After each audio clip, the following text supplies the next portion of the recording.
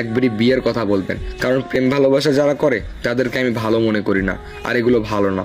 তখন আমি অনেক খুশি হলাম, খুশি হয়ে বললাম ঠিক আছে তোমার বাবার নাম্বারটা দাও। তখন সে বললো এখন দিতে পারবো না, আর এখন আমার ভালো লাগতেছে না, আমি চলে যাব, আপনিও সুস্থভাবে বাসায় যান, আমি মেসেজ করে আমার বাবার নাম্বারটা দিয়ে দিব। এরপরে আমি বললাম যে আচ্ছা ঠিক আছে, কারণ বেশি জোর করিনি, এমনিতে মনে হলো যে রাগ, না জানি কি করে ফেলবে পরে। তারপরে আমি বাসায় চলে গেলাম।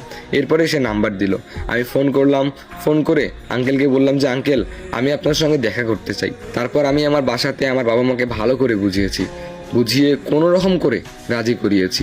আমার আব্বু আম্মুও রাজি, আর আমি একমাত্র সন্তান আমার আব্বু আম্মুর। তখন আমার আব্বু আম্মু বললো চল ওদের বাসায় যাওয়া যাক। তারপরে কি হলো জানেন, এরপরে মনে করেন আমরা সবাই মিলে ওদের বাসায় চলে গেলাম। যাই হোক, বাড়িটা কেমন যেন রহস্যময় ছিল। আমাদের বাসা যেমন সাধারণ, তাই না, কিন্তু ওদের বাসাটা কীরকম জানেন, ওদের বাসার মাথার উপরে তীর চিহ্ন ছিল একটা, যেমন